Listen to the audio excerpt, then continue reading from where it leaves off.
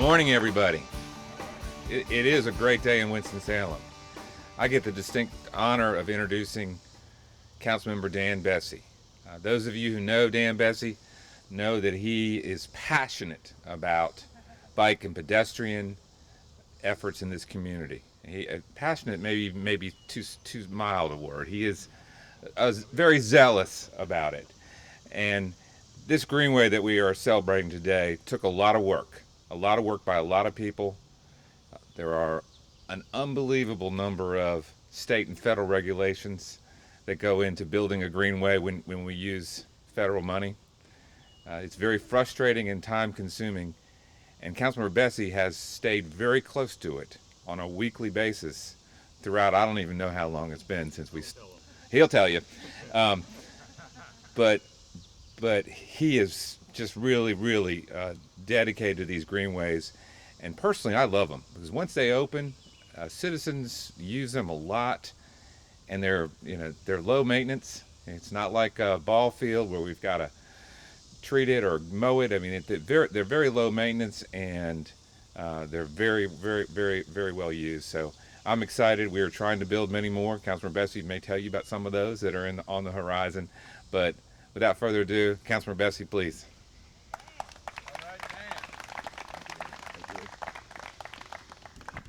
Lee, thank you very much, and thanks to everybody that came out this morning. I know that the middle of a weekday morning is not the most convenient time for all of y'all working folks, so this is particularly appreciated that you made the time to come out and be a part of our official ribbon cutting today.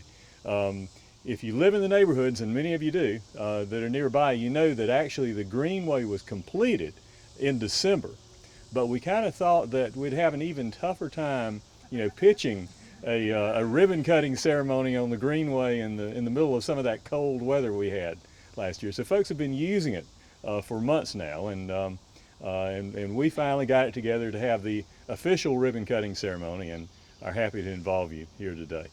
I want to start by thanking all the folks that helped make this Greenway here.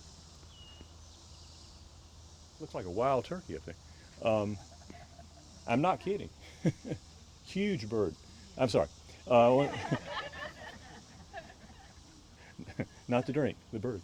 I wanted to thank the folks that made this particular Greenway possible. We had an excellent construction company that did great work, and we want to get you all recognized in a moment.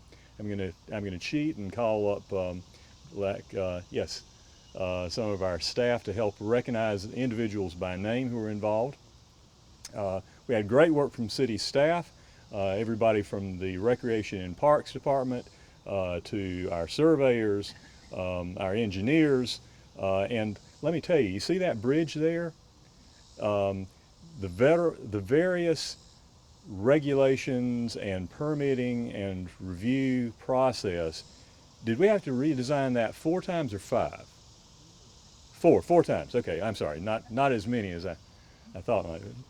I want to thank all the neighbors who were interested in this, who wanted to see it happen, who understood the value, and talked with your neighbors about what it could mean. And this particular Greenway is an extraordinary example of the values that you get from Greenways. You look at it now and you can see this is a beautiful spot. This is a good spot just to come down. This is a good linear park just to come down and stroll through and appreciate the nature, appreciate the creek, the trees, the wildlife, the wild turkey. And you get to see that here, and it teaches our kids, teaches our young folks the value of the outdoors, the value of nature. It gives you a chance to get back and connect and see the stream, see the clean water in motion, see the wildlife around it. So you got that. It also is a great recreational resource. It's a good, safe, beautiful place to walk or run or bike.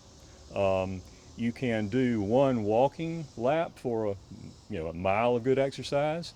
You can do several repeats to run if you're a runner. You can bike this, and you can use it as a connection, a transportation link route.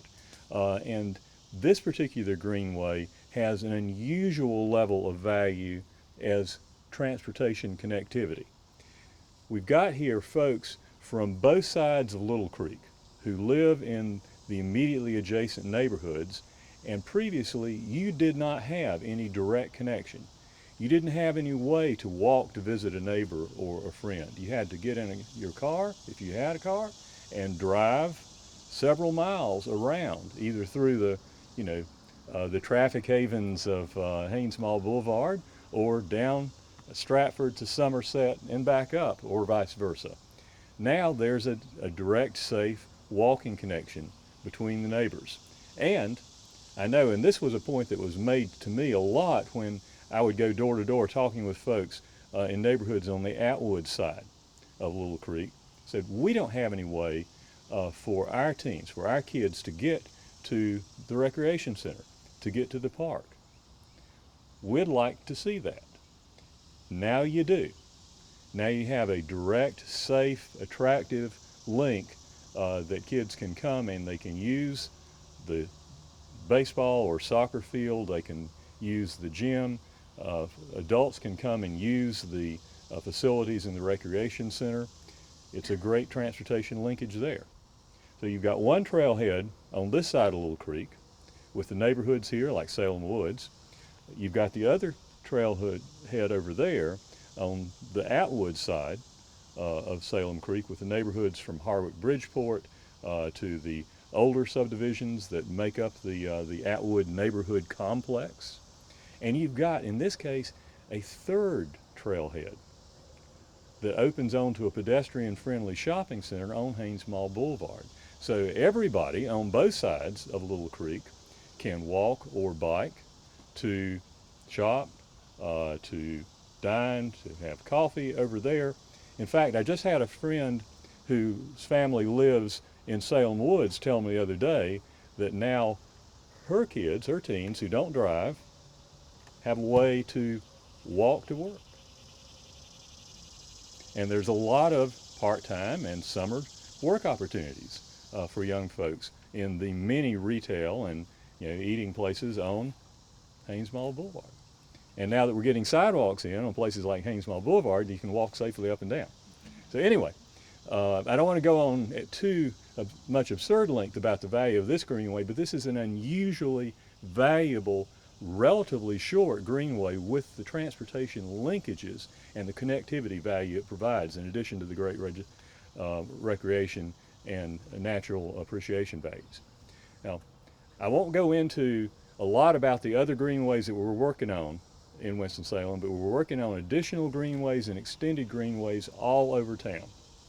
From Muddy Creek to Salem Creek to Brushy Fork in the east, we're going to have more greenways and better linkages in them. And that's important because we're now hitting a point where we're getting to a critical mass of our trails and our greenway system. And it took a long time to get here. I told Lee I'd tell you how long. If you didn't know, some of you have been working on it all this time, but the first time I tried pitching for a Little Creek Greenway was in 2003.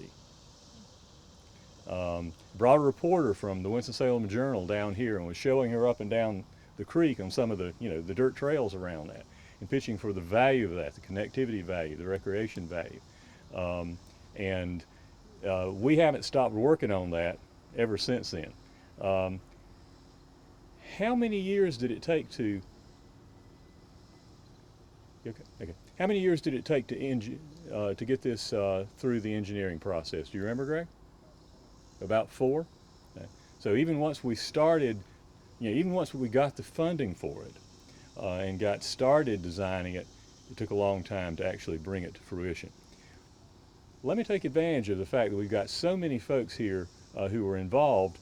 Greg, Dave, could y'all step up and just recognize by name some of the folks with the construction crew and with the city departments who were involved in helping on this? Certainly. Thank you, Mr. Besse. I'll handle the administration folks and the designers who worked on the project. Robert Presswood, who's the city engineer, isn't able to be here today, but he worked tirelessly along with his staff. Andrea Kaiser there in the background, and Alan Temple. They put up with a lot of regulatory requirements. They put up with a lot of inquiries from staff. They put up with a lot of demands for us to spend additional money and redesign and do a lot of additional work on this project in order for it to come to fruition. And so I think they should be congratulated for all their hard work on it. So give them a big hand, please. Normally a project spends, let's say, 9 months in design and then a year and a half for construction. So a larger percentage of the project is typically associated with construction. That wasn't the case with this project. We spent a lot more time in design than we did with construction, but the folks who did the construction after the design finally got completed deserve a big round of applause. So I'm going to let David Doss come introduce you to those individuals, as well as the staff that we had in our field inspections division who worked with those folks. So David? I really appreciate Greg putting me on the spot here, since my boss is not here, but that's no problem. Smith Rowe was the contractor for this project. David Rowe is here. David, if you'll raise your hand. They did a great job on this project. We appreciate you coming. I'd also like to tell you who my staff was involved with this. Our main inspector, Steve Harper. Steve, if you'll raise your hand. Steve was our inspector for this project. We've got actually several surveyors that surveyed the project before it was designed and then laid it out after it was designed. Jimmy Stewart, if you'll raise your hand, Jimmy. And we also have a gentleman that's retired and came back for this. Raise your hand. There you go. Appreciate James coming back to be with us. And then Micah Dishman, he's hiding back there in the sunglasses. He was a surveyor. So we got our surveyor. Did I miss any of the surveyors? I believe I got everybody. And then Steve's supervisor is Robert Wall. Robert standing in the back. He supervises all of our inspectors. So we had quite a few people involved in this project. Spent a lot of hours out here, and I can definitely attest to the fact that Councilman Besse is very involved in these projects, because if you cross that bridge, there was at least once or twice that I walked with him and numerous other folks, and we looked at particular trees that we were trying to save. So we tried our best to build this, construct it, but leave the beauty of the trees. I don't see any wild turkeys or anything while I'm up here, but this really is a nice place to come and walk. And so I appreciate the efforts of all of our staff that made this project actually come to completion. So thank you. Thanks, David. Let's give a round of applause to all the folks that worked to make this happen.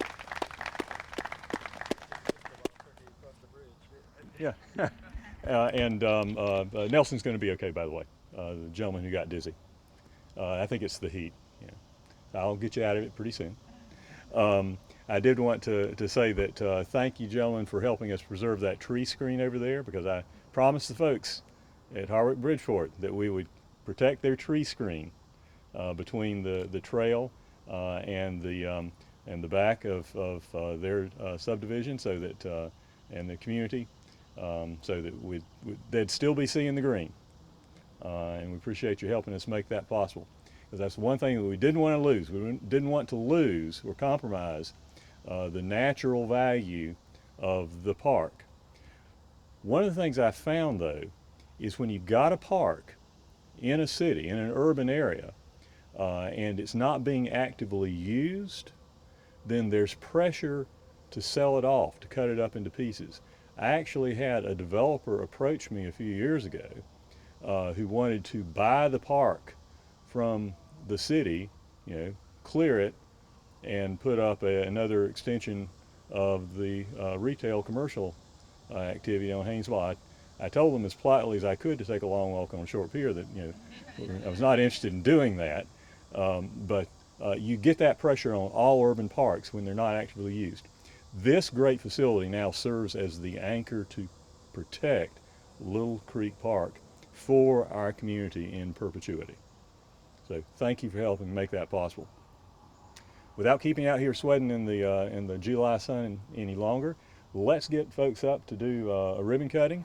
And I want to make sure and get representatives from both sides of Little Creek to come up and help cut the ribbon. So Denise, April, Shepherd family, anybody else that wants to be involved, come on up.